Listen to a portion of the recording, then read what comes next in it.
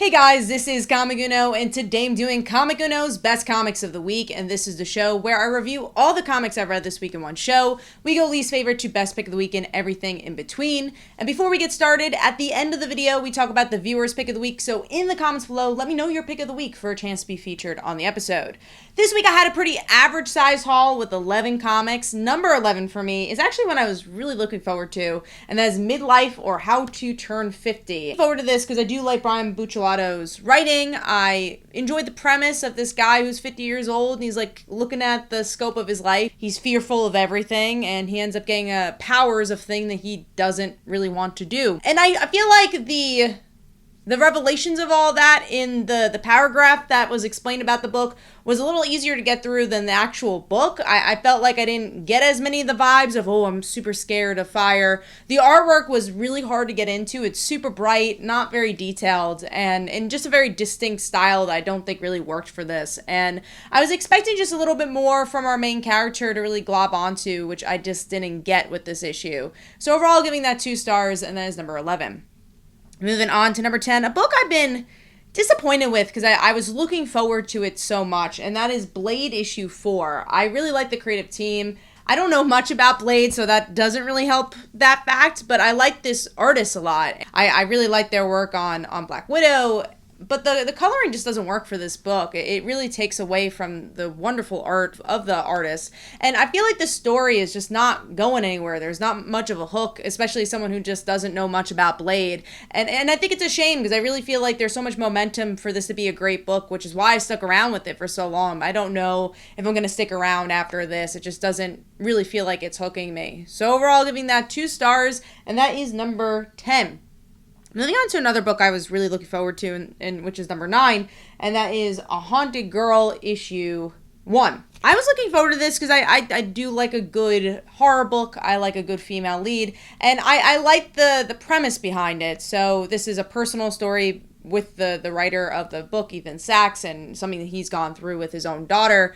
And I really felt very moved by the ending of this book and the ending description of this book, but I kind of wish that was injected a little bit more for the story for me. I just felt like there was a lot of moments that could have punched a little bit harder when it had to do with the character relationships or just to really show the distinctness of each character. But, you know, the horror aspect was interesting, and the story is about this girl who is not healthy, doesn't have a great mental health, and to see ghost-like creatures next to that, and you know, how's that affecting her family and affecting her life. And I wanted to dig even deeper into her relationship with her father, or dig even deeper with the relationship with her best friend, and I just don't think it did it here in this first issue. I also thought the artwork was really plain. I don't think that helped it either. I wanted something a little grittier, or just something a little bit more distinct for the art style. So overall, giving it a 2.5, but I applaud the creative team for telling such a personal story. All right, moving on to number 8, which is Fishflies, issue 2. This book kind of came out a few weeks ago, but it did have a misprint, so most comic book stores were not allowed to release it. My comic book store did not, and now we're finally getting the actual version of this book.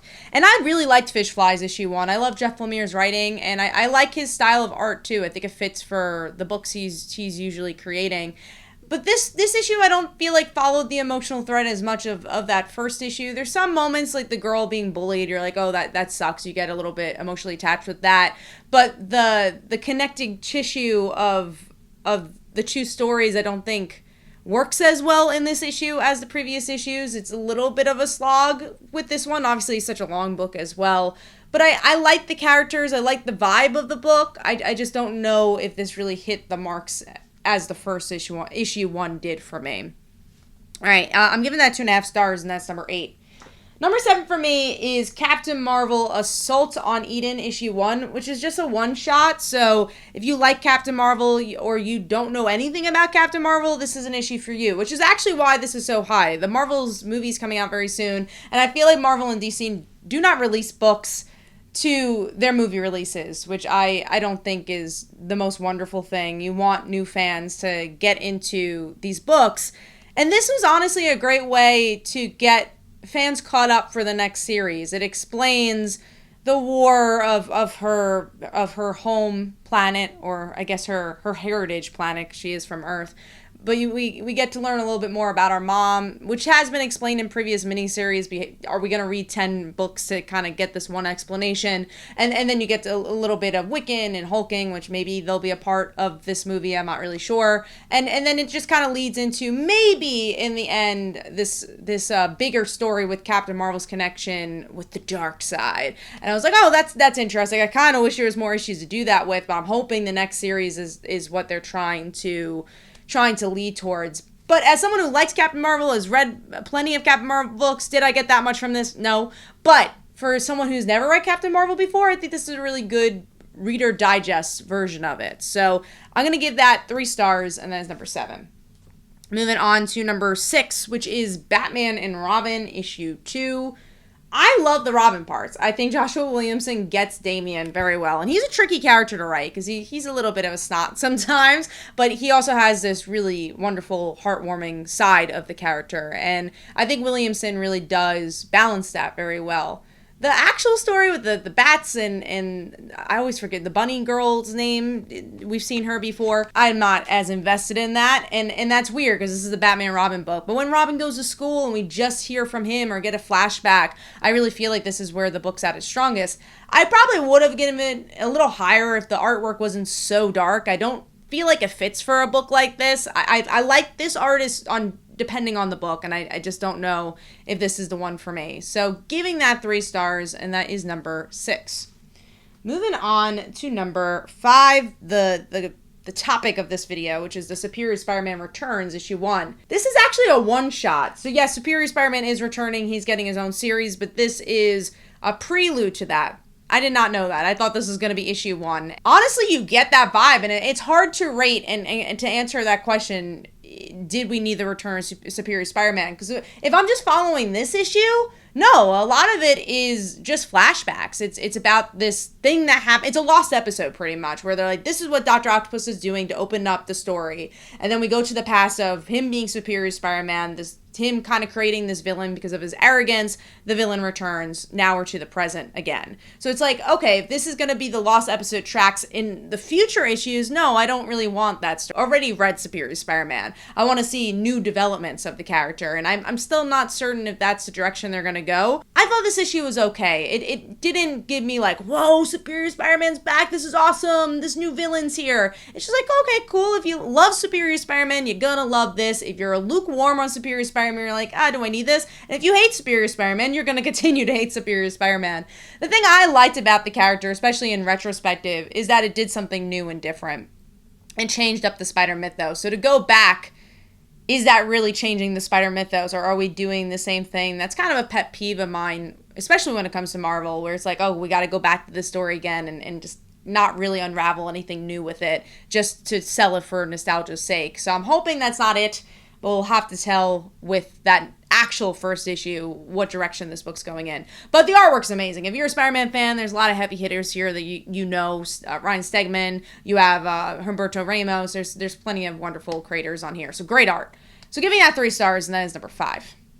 All right, moving on to number 4, which is the Cull, issue 3. This has been an interesting series because I always find Kelly Thompson to be a very character-driven writer, right? And not as much of a world builder, and which is good for me. I don't usually love world building.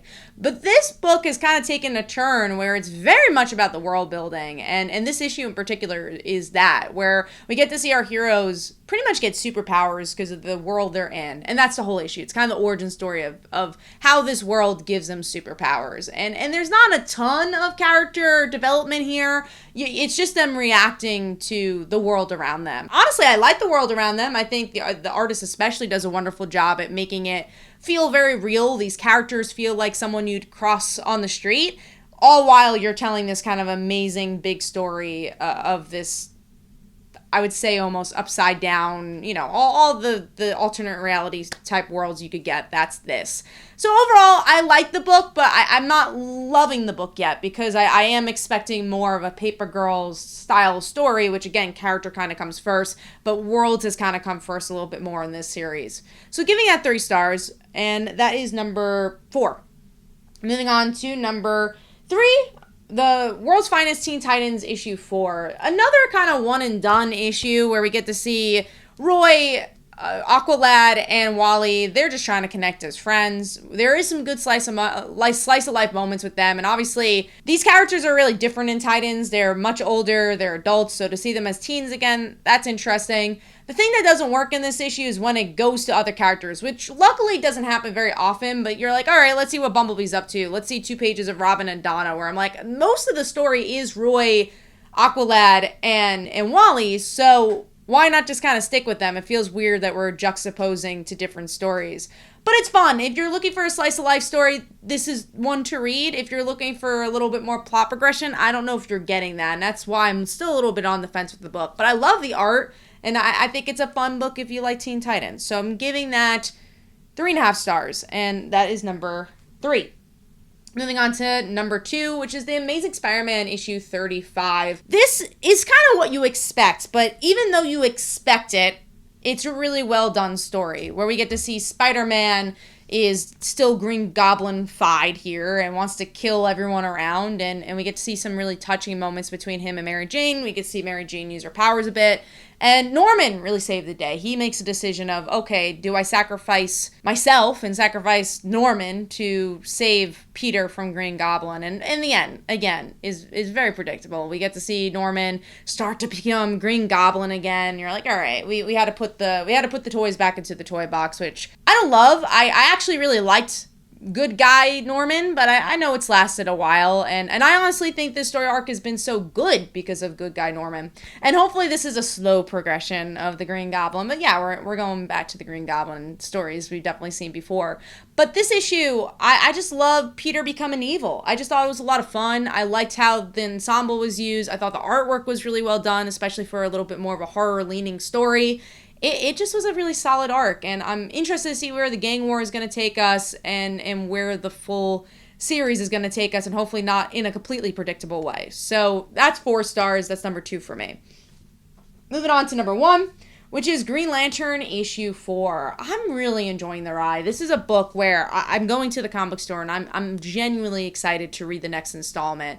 It feels so classic. It feels like old school Jeff Johns comics, honestly, and Jeff Johns Green Lantern. It has a very similar vibe where every issue something's happening and characters are moving, and it kind of has a similar vibe to Superman in that way, where I love Joshua Williamson's Superman right now because it feels like a TV show, and this feels like that too, where we get to see Hal trying just to go against Sinestro. Sinestro has his own plans, wants to Hal's ring, and then you have a really fun team up between him and Wally, and Carol's still in the mix of this as well, and Wally's like, why are you not with her? Like, oh no, it's not Wally, I'm sorry, it's Barry. They're both Flashes. But yeah, Barry is like, hey, like, why are you not with her? And he's like, oh, I've been trying. He's like, but you gotta just be her friend. That's kind of the start of it all. And he's like, yeah, no, you're right. And I'm very curious to see where their relationship's gonna go. As a huge Carol Ferris fan, I also just want to see her be her own hero, get to see the Star Sapphire-ness of it all too. Where are the other Lantern rings going? Because this book is also just starting with Green Lantern. Are we going to see kind of the building blocks of the Sinestro Corps or all the rest of the Lanterns too? But the thing I like about this book so much, and why I think it's so successful compared to maybe some of the previous Green Lantern volumes, is that it's so grounded. It's just on Earth. It feels very, very... It's what Jeremy Adams did so well with Flash. It feels so familiar, but it's doing different things. It's telling a new story, and I just feel like it's a really solid book with some wonderful artwork as well. And if you're looking for a character-driven story that just feels like it's continuing something old without it feeling nostalgic, go check out Green Lantern issue 4. I'm really liking that series. Let me know in the comments below what was your favorite comics of the week. Last week was a very obvious pick for many people, and that was Transformers issue 1, and here are some comments about that. Hopefully, guys enjoyed. This is Comic Uno, and I'll see you guys in the next one. Bye.